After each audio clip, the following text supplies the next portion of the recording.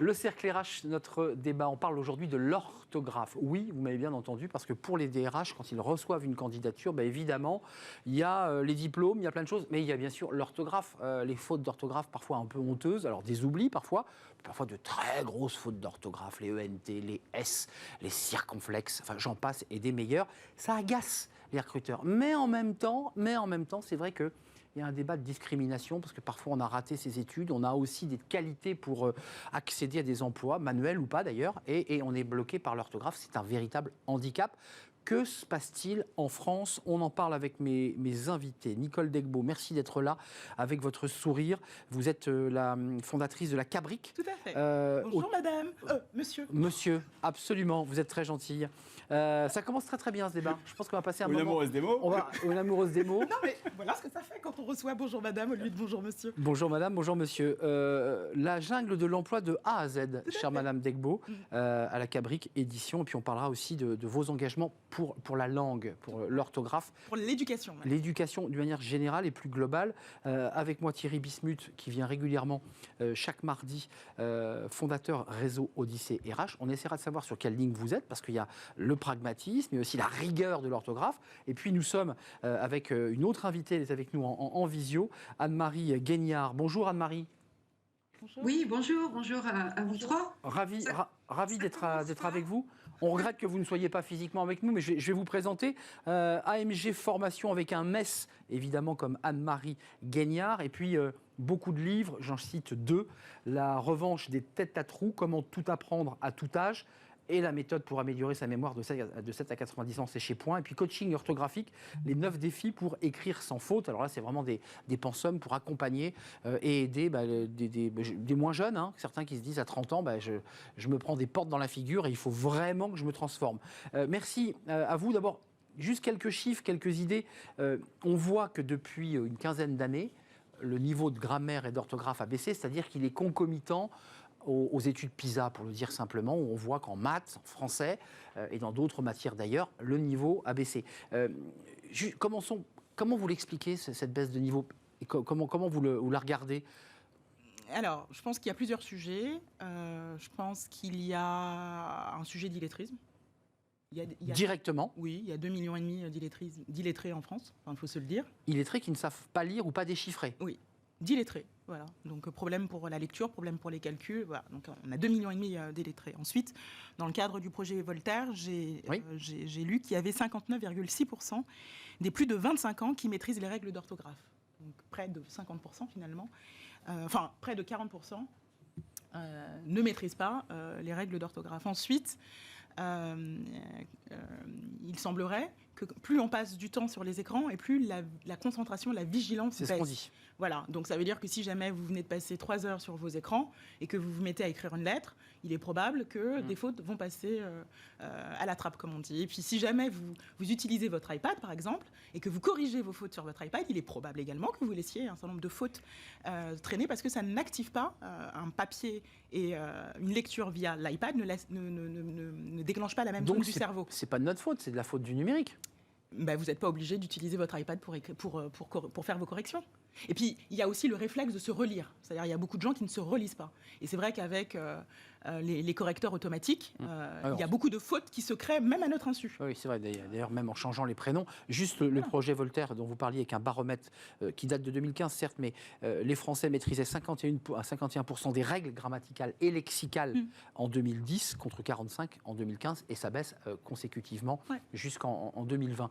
Thierry Bismuth, et puis on donnera la parole ensuite à Anne-Marie Guignard. Sur quelle ligne vous êtes? Parce que vous envoyez des candidats, vous envoyez des mails, vous envoyez des fautes. Ça vous arrache les yeux ou vous avez réussi à surmonter cela? Alors, il y a deux sujets. Le premier, c'est de savoir à quoi on attribue cette baisse. Et je vous rejoins sur, probablement, c'est un des sujets sur lesquels on va se rejoindre sur toutes les raisons que vous avez évoquées. J'ajoute également que quand on regarde bien les programmes des élèves aujourd'hui, j'ai quand même le sentiment qu'en 10 ou 15 ans, on étudie beaucoup moins les classiques. Oui.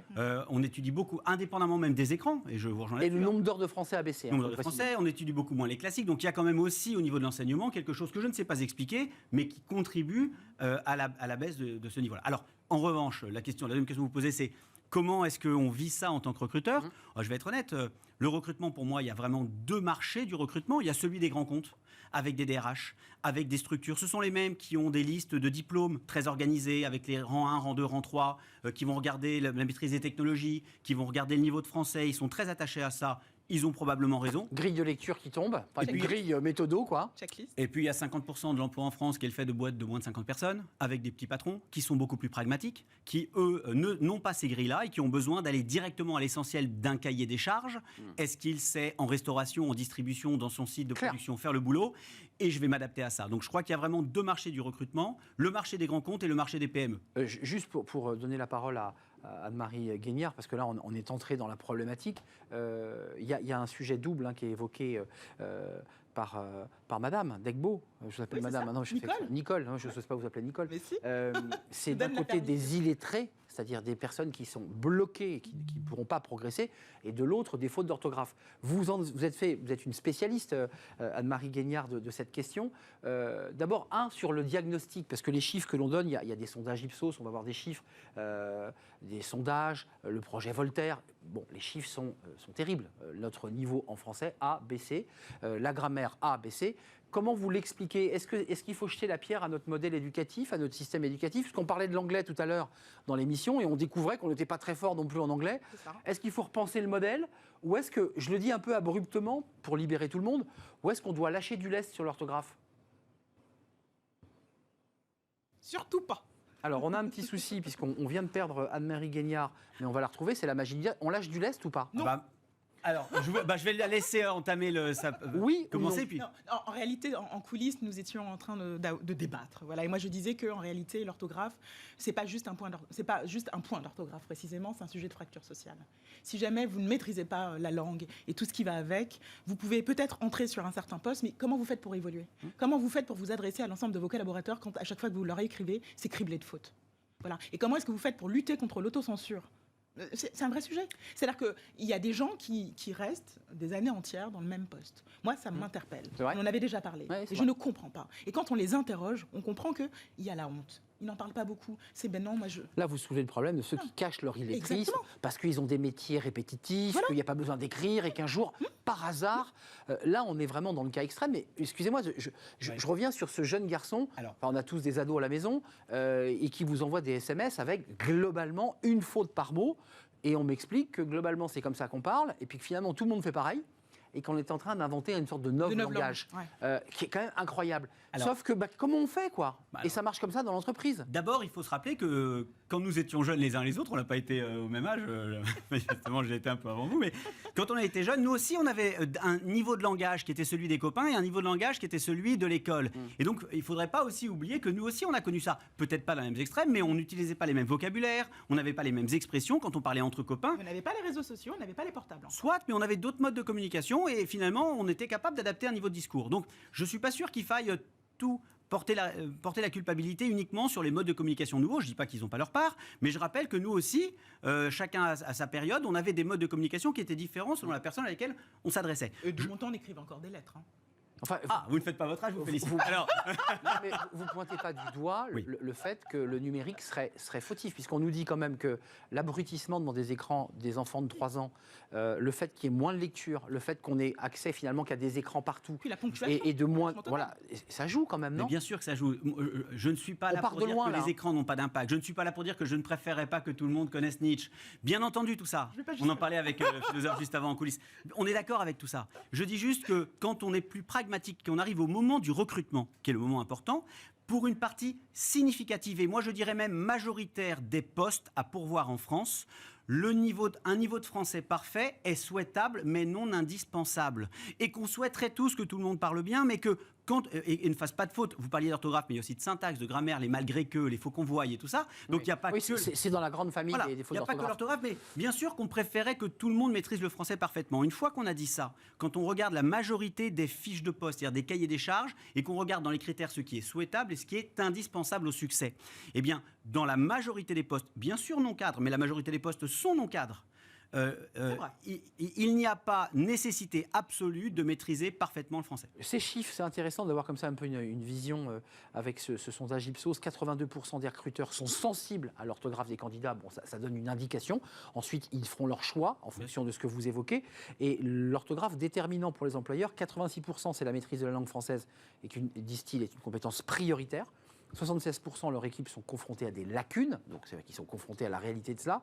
77% de ces lacunes affectent la productivité et l'efficacité interne pour aller, cette fois-ci, dans votre sens. Et 92% des lacunes dégradent la réputation et l'image de l'entreprise. Là, sur ces critères de ce sondage projet Voltaire-Ipsos, Thierry Bismuth, là, on voit quand même que ça a un impact fort. D'un mot, et après je vous rends la parole. Je remarque que plus 70% des gens ont des lacunes dans l'entreprise. C'est donc bien qu'ils ont été embauchés malgré leurs lacunes. On est d'accord. Je veux donc rappeler que bien sûr tout le monde s'en plaint, ils ont raison, bien sûr qu'on préfère, mais que ça n'est pas un frein, un élément rédhibitoire, puisque ces fameux 70% qui ont des lacunes dans l'entreprise, ils ont bien été embauchés.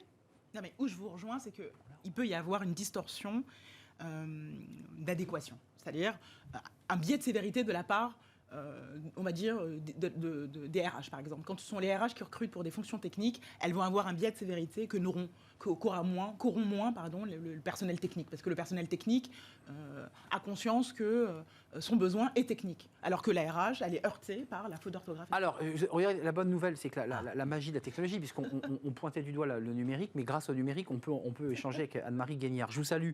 J'espère que vous allez bien, que vous nous entendez.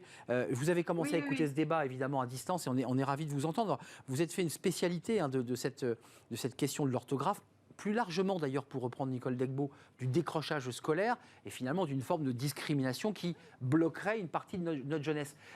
Mais pas que de la jeunesse. Et pas que de la jeunesse.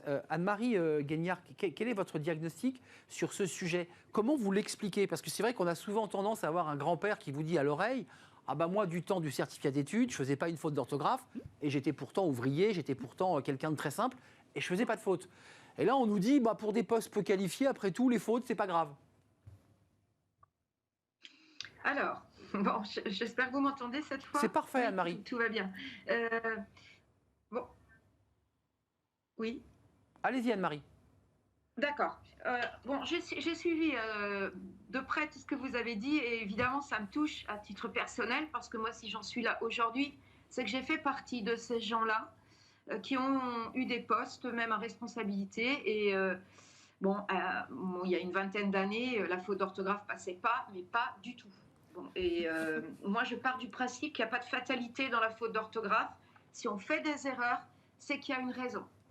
Et cette raison, elle date pour tout le monde de la petite enfance, c'est-à-dire des périodes de l'apprentissage. Quelqu'un peut savoir lire très bien et pas savoir écrire. C'est pas parce qu'on sait lire que l'on sait écrire.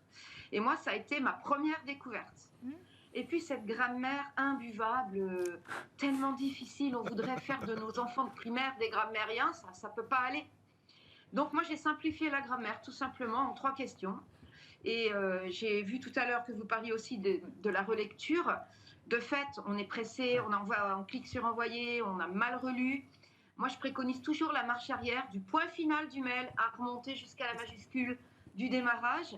Et là, en fait, on enlève le sens.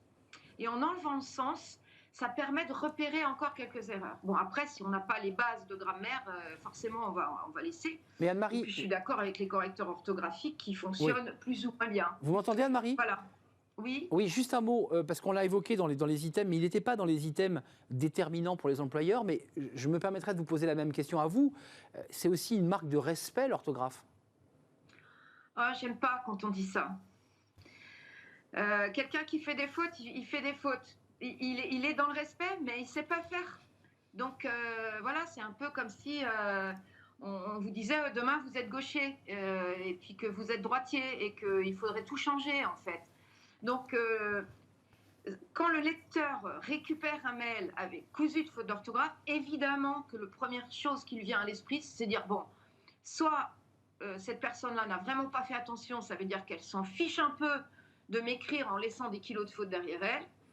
Soit vous allez avoir quelqu'un qui va prendre en compte ça en se disant bon, de fait, elle fait des fautes d'orthographe, mais quelle bonne commerciale. On s'en accommode.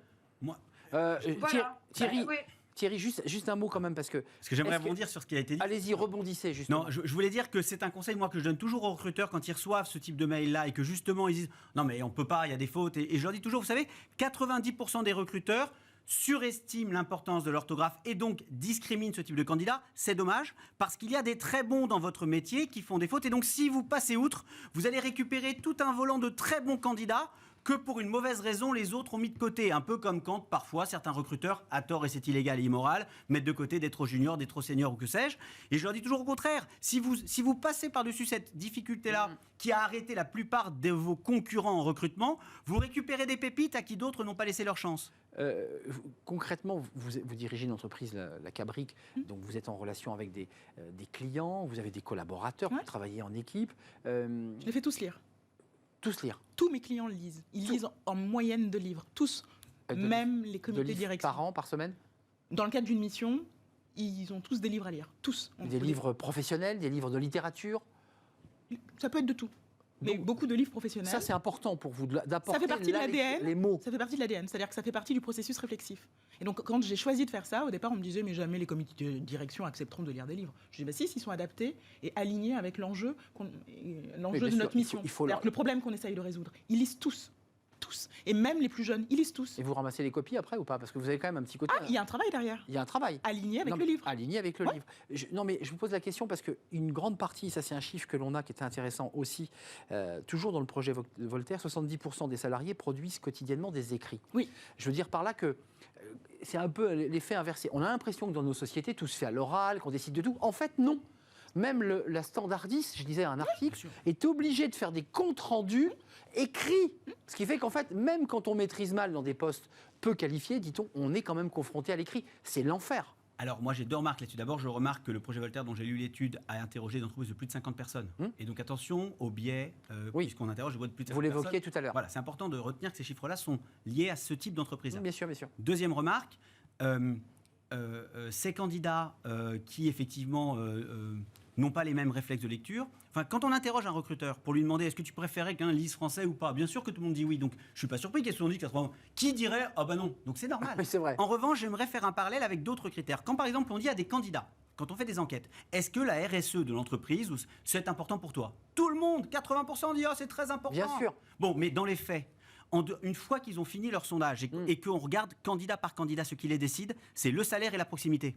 Il faut donc se méfier des déclarations d'intention sur des enquêtes qui sont parfois très différentes des pratiques. Et donc dont les items sont très bas finalement. Voilà, c'est-à-dire que la RSE c'est très intéressant dans un sondage, mais c'est rarement un élément de décision du candidat en vérité. Et je crains que ce soit un peu pareil pour les recruteurs vis-à-vis du français. Moi je dirais qu'il y a une troisième voie qui devrait être pour les postes qui n'ont pas forcément besoin de l'orthographe, on les recrute, mais ensuite on leur donne des cours. On les lègue. C'est pareil pour l'anglais d'ailleurs, hein, c'est la même chose. C'est mais pas bon, le français d'abord. Français d'abord. La francophonie. Mais, on pourrait d'ailleurs faire un lien avec la technologie. Il y a aussi une barrière à l'entrée qui est l'accès à la technologie. Et on voit bien qu'il y a des entreprises pour lesquelles c'est très important et d'autres qui en font leur deuil, qui intègrent des gens qui ont toutes les compétences sauf celles-là et qui font progresser. Et là, elles trouvent des pépites que les autres ont mis de côté.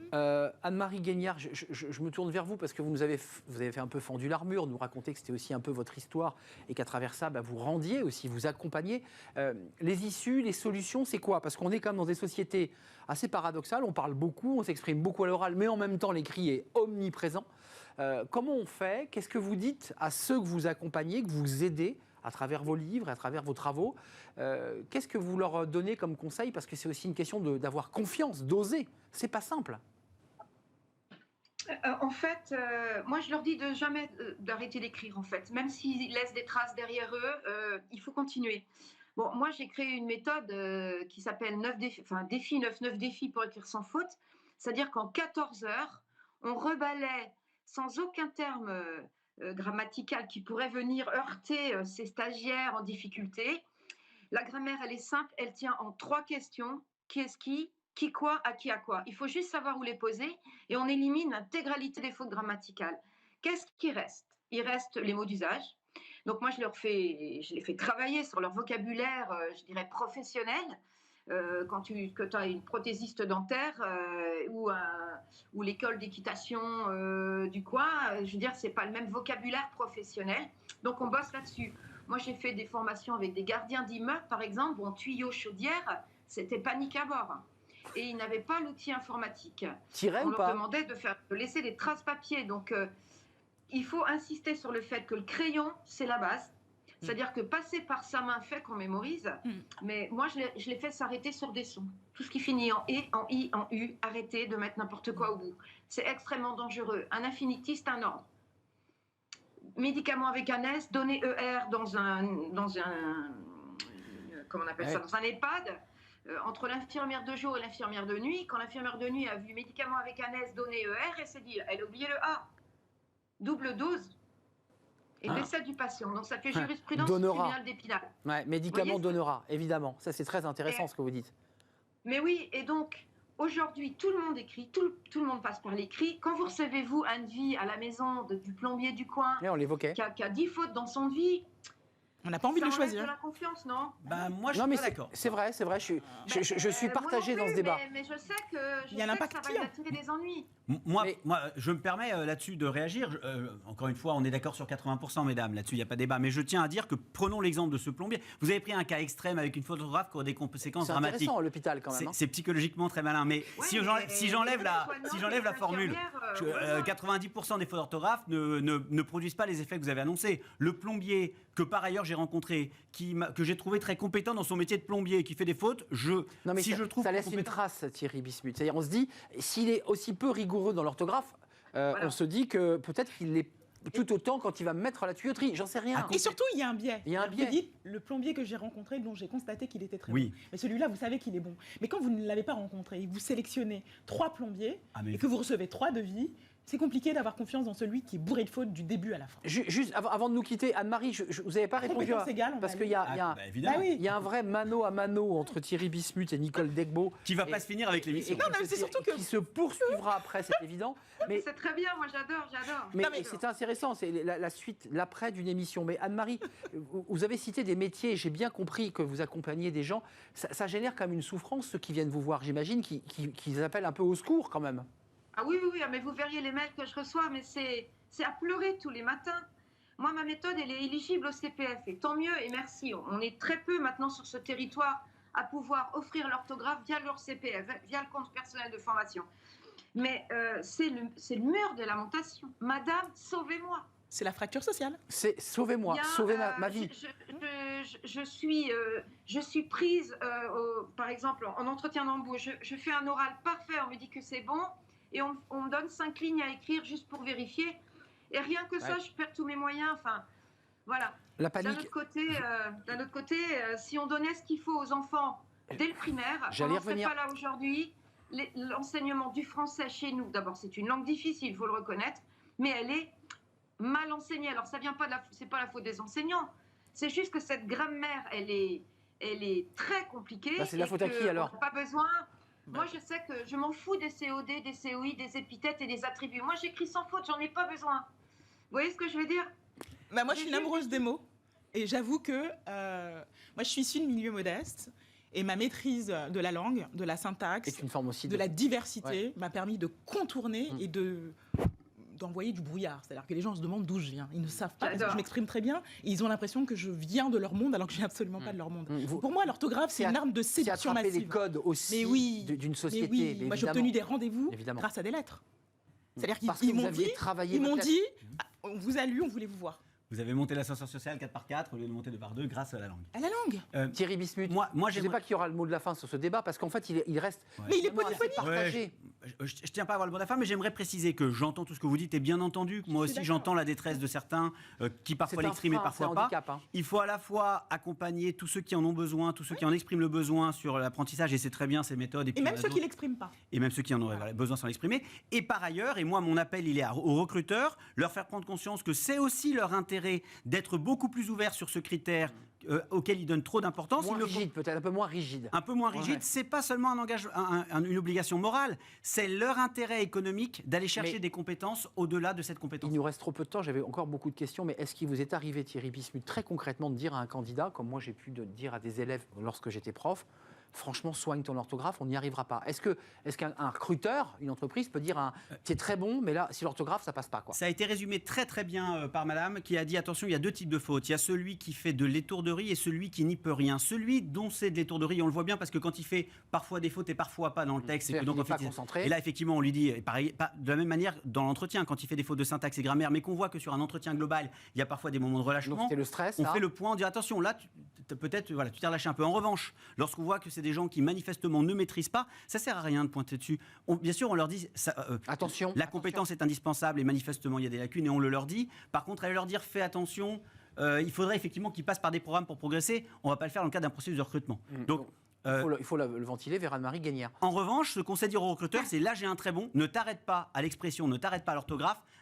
En dehors de ça, il est exceptionnel. Et donc, je crois que l'effort qu'on doit faire là avec des candidats à qui ça manque un peu, il est auprès des recruteurs. Dernier mot, Nicole Degbo. Vous le dites, vous, à vos collaborateurs, lorsque des mots vous mal écrits, des fautes d'orthographe, est-ce que... Mais c'est moi, il faut savoir parler. Non, mais j'entends bien. Donc, je veux dire que vous avez une vraie Non, mais moi, je suis exigence totalement sur le sujet. discriminante sur l'orthographe. Moi, il faut savoir lire, penser, écrire des grandes histoires. Donc, moi, mon seuil d'entrée est très élevé. Donc, si vous allez déposer un CV chez Nicole Degbo-Lacabrique, méfiez-vous, la moindre faute d'orthographe sera rédhibitoire. Pas la moindre, mais en tous les cas, il faut être amoureux de la langue. Amoureux de la langue. En tout cas, j'aime bien cette expression. L'amour de notre langue, et évidemment, il faut bien la traiter. Oui. C'est pas toujours simple, nous a expliqué Anne-Marie Guignard, que je salue et que je remercie de nous avoir parlé comme ça à cœur ouvert.